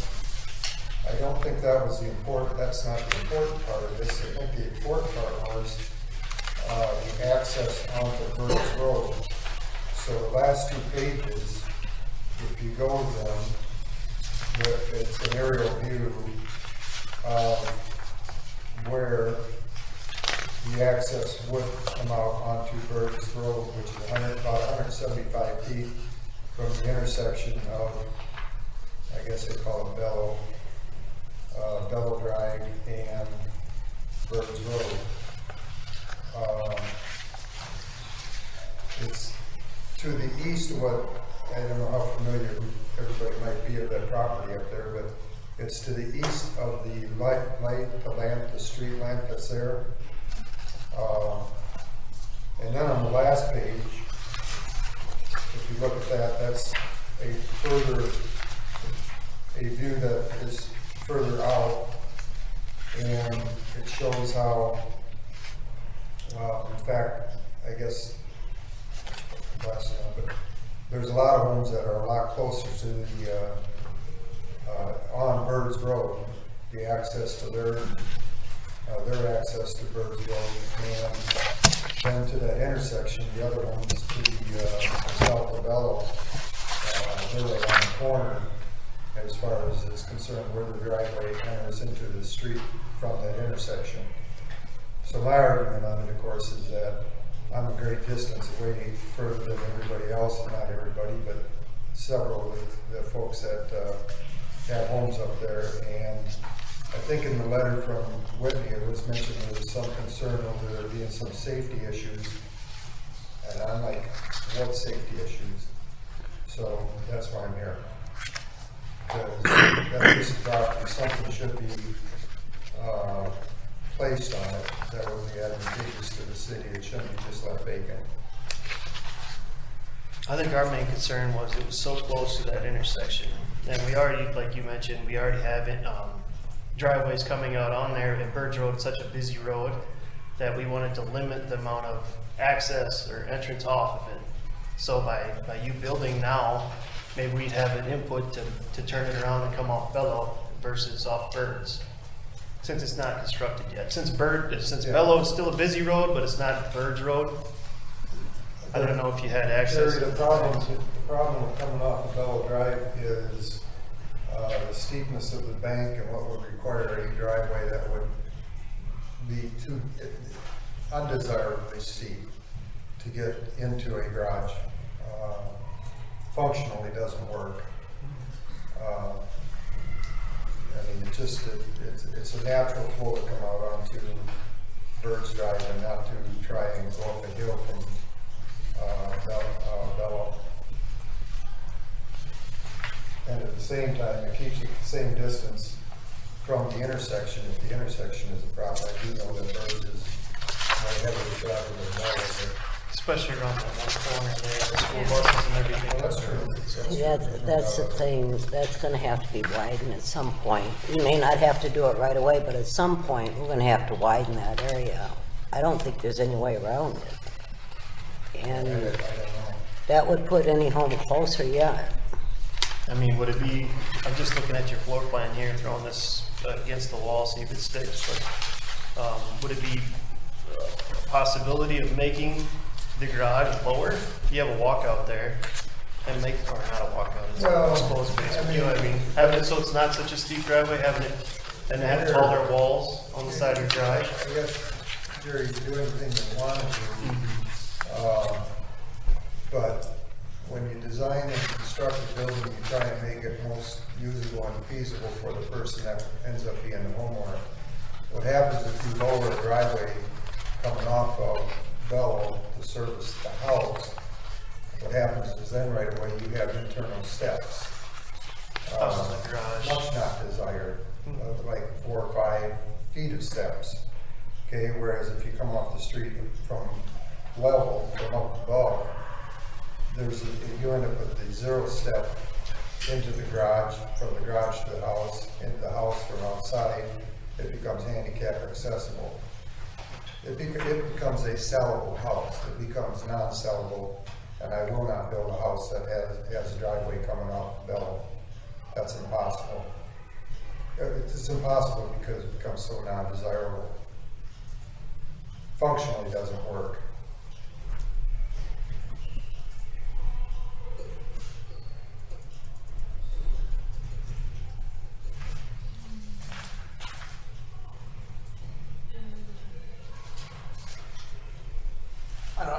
I'm stuck on another access to Birds right there. That close to that intersection. You know, I know you've got 175 feet, but I mean, that's around the corner. You know, there's a lot of it that's around the corner that's not visible to the actual driveway. I don't know how many feet that would be, I'd call it 50 feet ballpark. And how long is the driveway? How far is the house away from the street? Because right now, when you drive past your new building, you have your trucks parked there, right? They almost seem like they're on the street as you're coming around that corner Well, we have to head east. Yeah, here, we have to live within the guidelines of what you have set up as setback distances. They are within the setback distance from the property line. That's where the home could legally be placed, or the duplex that is there. And so likewise, the next building, the single-family home, will be within that setback distance, both from the front, with the north, and from the south, from Bellow Drive. Yeah, it's within the setback distances. But didn't you quote that there's going to be, they won't have to back out on Birds Road from the other?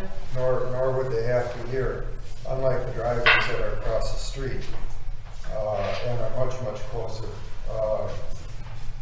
They would not have to back out into the street because it's a 3-car garage. There's enough room to make you back out on your own driveway, make a Y turn, and then drive out onto the street. The homes across the street, because they aren't even wide enough to, they should have a T on them actually, in order that they could back out and then drive onto Birds Road rather than back on Birds Road. I've accounted for that in the fact that the intention is put a 3-car garage there so that you are not backing out into the street. You are backing on your own driveway, turning and driving out onto the street. But realistically, how many people are going to do that? Pardon me? Realistically, how many people are going to do that? No. I've got a 3-car garage. If there's, yeah. I was going to say, Well, if there's I do another it car every parked day. in your drive. I do it every day. I think if you were coming out on a busy street, you would have more tendency to do that. Exactly. Than if you're on a side street where there's. Exactly. There's no other design that you could incorporate or throw onto this lot. It is kind of a unique lot to begin with, and I don't know if there's anything that can go sideways. I'm just trying to. Bellow Drive would be the better place to get in and out. I've taken that all into consideration, but the fact is I'm not going to build a building that's not going to sell. And then secondly, it is ill functionable for somebody that would buy it in the first place. Yeah, I can't do that. I mean, that's like asking me to go backwards on something. That's a good piece of property. It should be used properly, and I think that's the proper use of it. 175 feet in a 25-mile-an-hour zone. State law is 75 feet from the intersection. And I'm 100 feet over that. Well, kind of. You have that wrapped around, your 175 is wrapped around the corner. Well, of course, to get to the intersection. But the visibility is 175 feet. The visibility is right around 145. And where is that notated on here? It's not notated on there. He went to the intersection. Right, he went all the way around the corner. See what I'm saying? That visibility isn't. No, I didn't go. I didn't go 175. I went to the middle. I went from where the driveway would be to the middle of. Around the corner. You went around to the peak. Middle of the arc. Right, but you're not visible. If I'm driving around the corner there, that driveway's not visible at that 175 feet. It was visible at about 145. In fact, I'd have to measure it, but okay. I think, if we went up, I know we can't, but in the daytime, if you're up there and you looked at that, you go, what are you talking about? Some kind of safety problem here. It's not it's I'm partial to it, obviously, but it's not a safety issue in my mind, even if it was somebody else's property. You got 145 feet of sight distance at a 25-mile-an-hour zone, and a driveway that's made such that you can drive out and not back out. I think if you're going to deny this, I think it's I think it's an ill decision based on the distances, the speed limit, the fact of the other driveways. You got driveways on the, if you take a look on the last page, you got driveways that are literally within 40 feet of that intersection south of Beetle there. But those are driveways that we're going to get. I know that. This is something we're trying to make sure doesn't create more problems. And what I'm trying to, my argument is that it doesn't create a problem.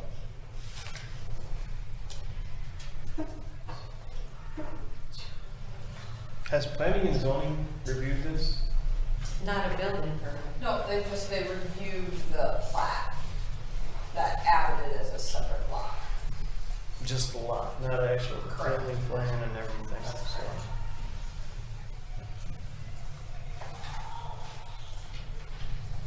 So can, I mean, we've spoke our pieces, and it's actually not just us, it's everybody. We're getting a lot of input from other residents in town with concern being close to the intersection.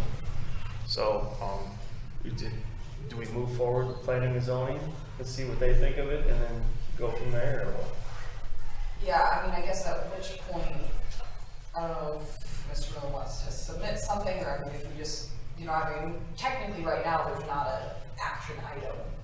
Obviously, this was on the agenda as a discussion item, but, until the site plan or anything's submitted, there's, you understand what I'm saying? We don't have there's nothing technically right now to deny, or approve.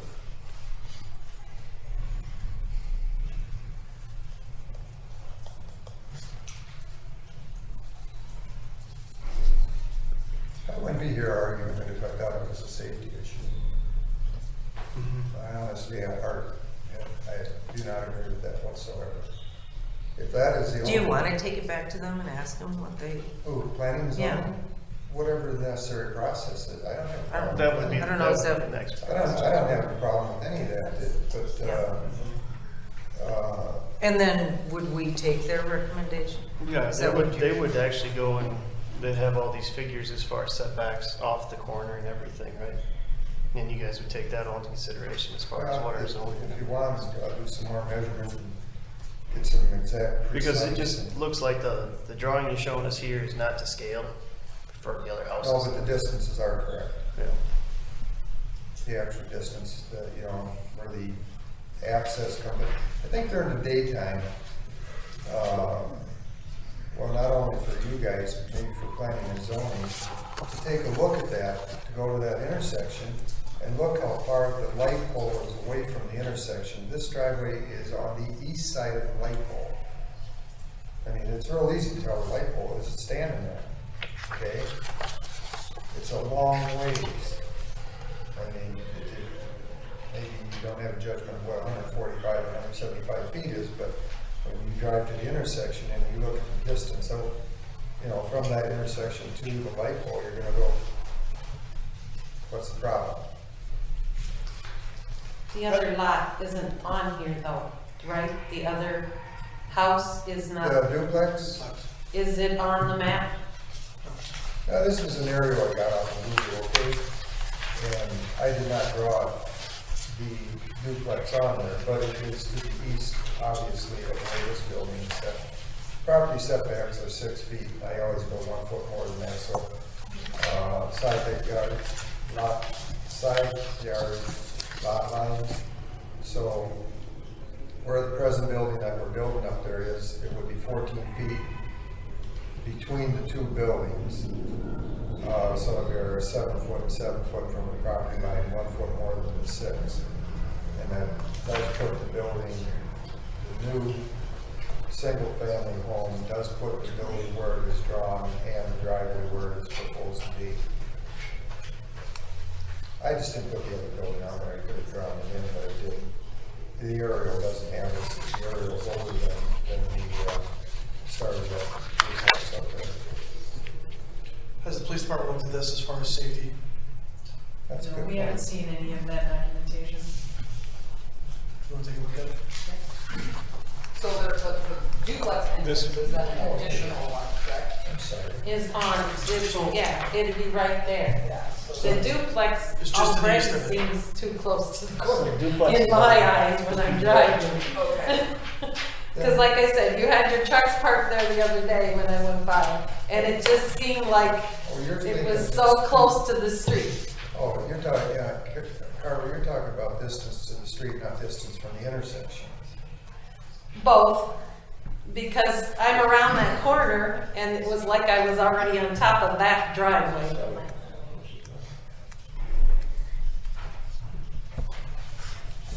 Because I came from, I was heading west, and then I came around that corner, and it was like you were almost on top of the next driveway. We'll see this too. It's got the. Here, I got this. Oh, that one.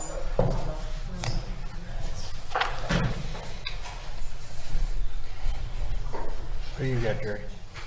You got, this is just that lot. Oh, okay. It's got the duplex on there. 1, 2. We're just voicing our concerns, just No, I know. extra traffic. You know, I respect the fact that you're concerned about the safety. It's just that I don't see the issue. There's that big red stop sign with the lights because they drive into that guy's yard. The young drivers right up there on the corner, we put this big red stop sign with lights because, or a slow sign. It's a stop sign. Is that the one? The red lights. The arrow sign. They kept driving into his yard on that curve. That's out front of It's right over there. I mean, we've been having a problem with it because that curve is so sharp. And we got a lot of young drivers, just starting out and stuff. But that area right there, we've considered it a safety hazard for several years. And we've been working on trying to straighten it out, and we don't want to create more problems for ourselves, is what we're basically saying, I understand that.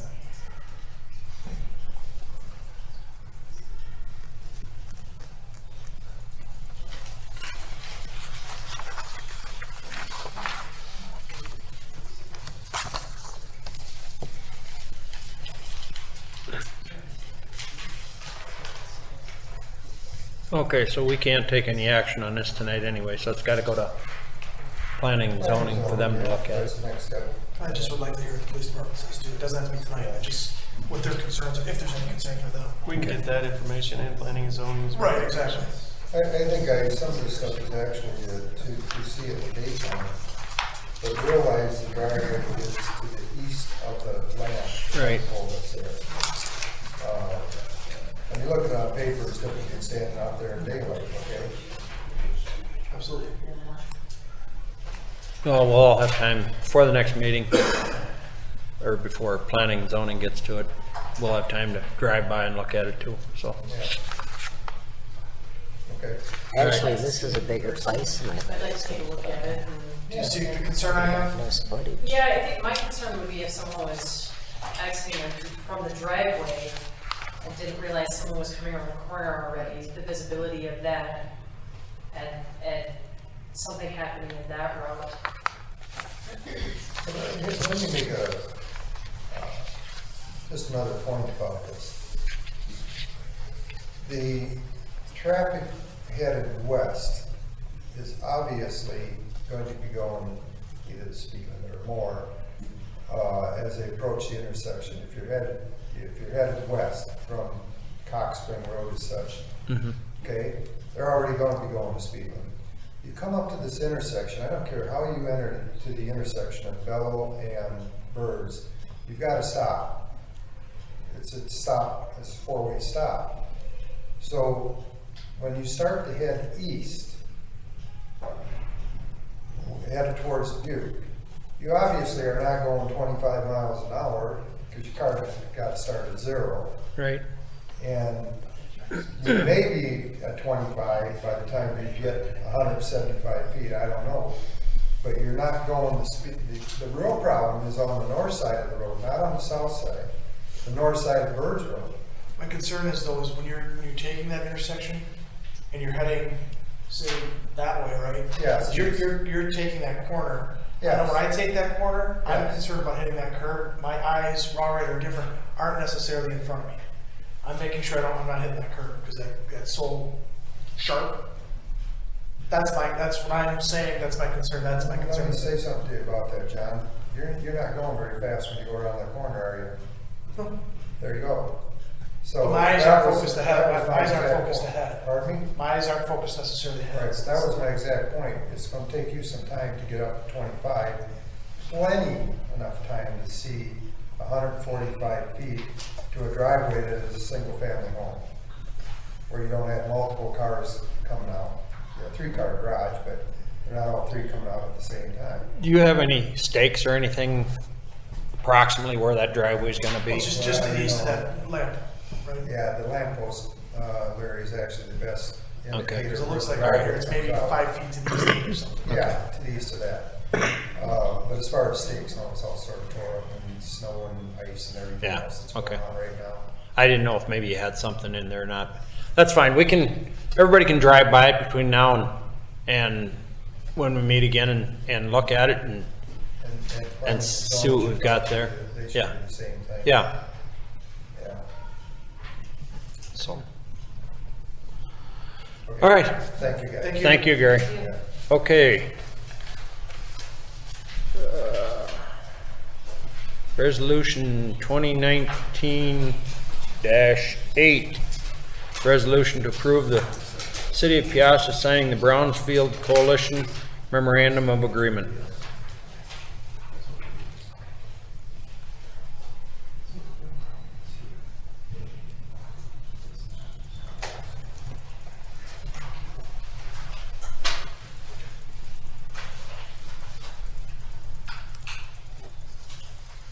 Whitney, can you give us a little?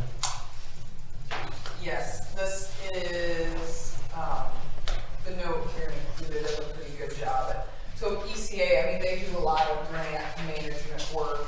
That's how a lot of their funding comes in. So this is really another program like that. So they're awarded this large grant, and it's a revolving loan fund. So it's a brownfield, so it's allowing them to clean up environmental toxins, things like that, sites that are used to be industrial that are maybe changing. So those are brownfield projects. So if anybody wants to be eligible for this money, you have to approve these documents to be in the coalition. So that's all this is. It's super preliminary, but it just makes sure that. So the money would just be a loan to do cleanup, or? We'd get portion of it, whatever. Yeah, some of it. Would we be able to use it for our wastewater treatment plant? Those are the kinds of things that it's used for. I don't know. Clean up. Right. I don't know in our specific case because of the EDA grant if those are commingled. Because it would be another federal funds that are able to be commingled, but that's exactly the kind of thing it's brownfield funding addresses. So. And there's no cost on us, right? No. No, we would never be able to apply if we don't sign on as supporting the coalition. What was the resolution? 8.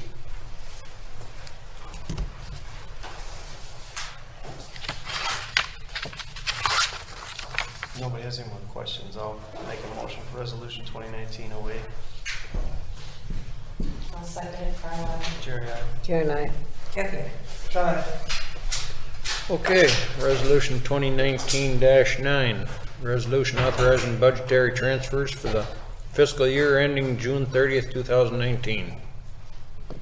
So I just want to clarify this. Karen, kind enough to put this together at my request. These are all the transfers you guys traditionally make. They're already approved for this budget year. You usually wait and they're made at June. Because I don't have a lot of prior knowledge of the budget, and because I want to really have some good discussion next week, I asked that these be made already, because some of the budget reports I'm printing out were kind of misleading. Like, the money is you know, for the general fund to go to the Parks Reserve. We know it's going there, so really the general fund balance should have been 100,000 lower, the Parks Reserve should have been 100,000 higher, but because I don't have a lot of knowledge of what's going forward and I really want to look at true balances, I asked her to go ahead and make these transfers. So it's just the transfers you guys always usually make in June. I just asked her to go ahead and flip that switch now so we can next week get a full assessment of where every fund stands. So yeah, none of these will look, these should all be very familiar to you. They're the annual transfers.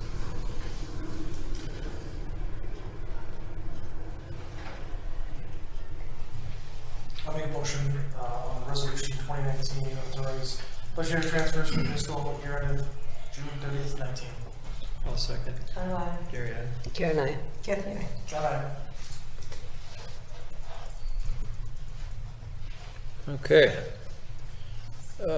Fiscal year budget history and framework. I just wanted to provide a quick update on the budget process. I know I talked to a few, but I've spent the last 3 weeks going through the budget and really each line item, each budget item, I've dug into some of it and pulled up the general ledger so I can get a good idea of what comes in and out of each line item, which just being so new, it has taken some time, but it's good. It's the best way really for me to get a good handle on what's been going on. So we also got, in early January, we received the new evaluations.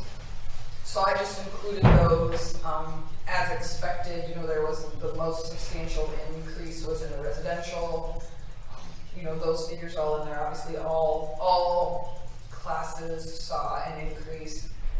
I included the levy trend, which the whole area really has held pretty steady, including Peosta. Those are things we can look more closely at next week. And then I just noted some of the goals, things I've been trying to kind of keep in the forefront of my mind as I'm starting to pencil things in. I have started a budget and fiscal performance policy, which we won't need to finalize that later, but that's something I want to talk to you about. That kind of sets, like what our reserves should always be, set some benchmarks for that so we don't have to, it makes your decisions a lot easier when it comes to spending reserves, what we want to spend reserves on, things like that. And we can tailor that. I mean, that's really meant to be your guys' policy so that it guides you guys.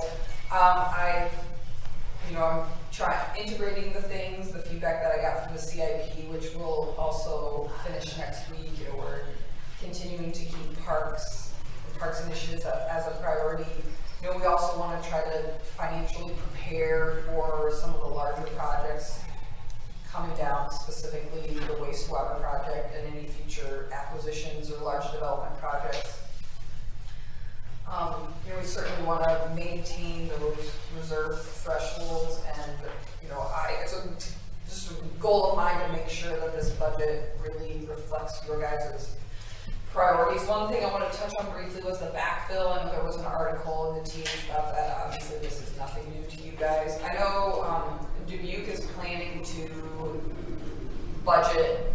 I think this year they're budgeting for 80% of that, and they plan to reduce that over the next 5 years. I think that's probably a wise strategy, and so I think at least for this year I've started or assumed 75% of that income. So if you guys have different thoughts on that, again, that's something we can talk about next week. But I think we continue to just plead with the legislators to give us notice whatever you're going to do. So we would certainly hope that would be the case, but we just want to be prepared. If it's not, so last year we got about 73,000. So this year, at least from a revenue perspective, we'd like to plan on 61,000, and then hope that that's the case. But then next year we'll continue to just wean ourselves off. So whenever they yank the revenue off, that we're left standing. But I'll be sending you out some more light reading for you to do over the weekend to prep for the budget workshop on Tuesday.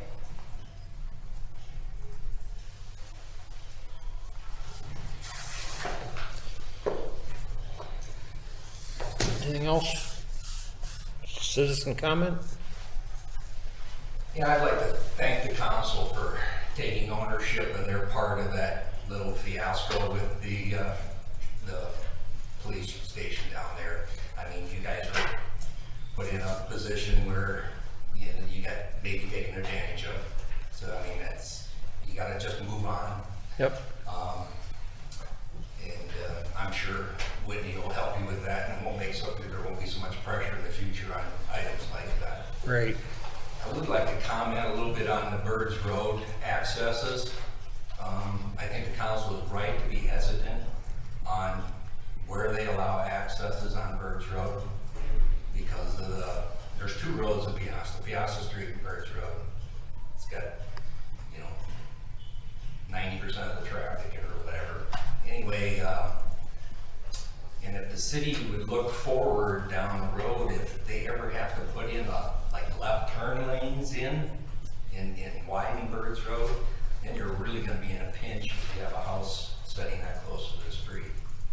So it's wise to be cautious there.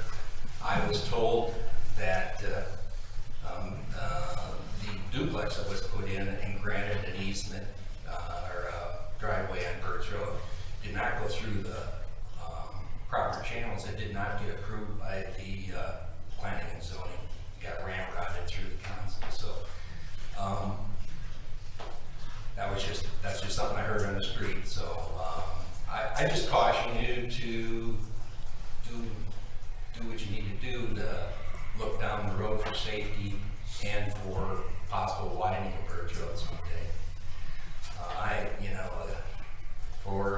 For my driveway to be used as an example, I was here in 1992 before that was put in there.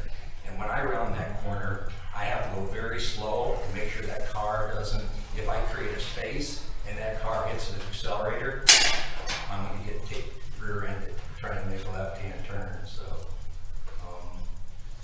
I appreciate the council's thoughtfulness on that. Thanks, Gary.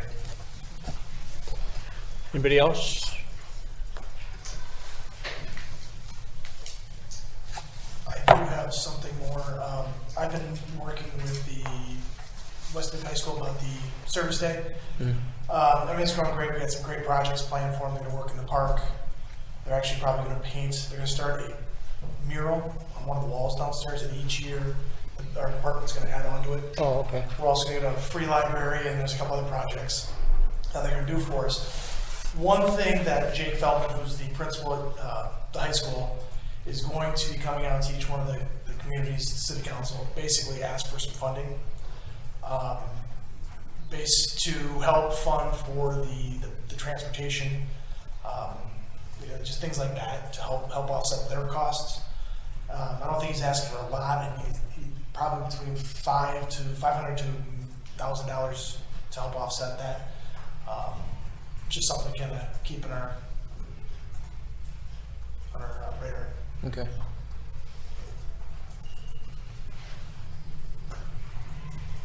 Anything else? Karen, Whitney, do you have anything? I do. The sidewalks across from me, I don't think the property owners realize that it's theirs. Could we send them a very gentle reminder? The ones on the edge of Cashel Drive and Lara. Okay, is that Rife's? No, Rife's is the other part that's not shoveled, but the property owners that have the lot there. Oh, I don't think I don't think they know that their property goes all the way down to the street. That they're responsible for the sidewalk. Right, that they're responsible for the sidewalk. Okay, so they're the sidewalks to the west of their homes. Yes. Correct. Okay, got it. Yes, they're all on Peosta Street, but they're between Cashel Drive and Lara. And then the gentleman between Gingerbread and Cashel Drive. Okay. Anything else? Can I get a motion? I'll make a motion. A second. Karen, John. We're adjourned. Thank you.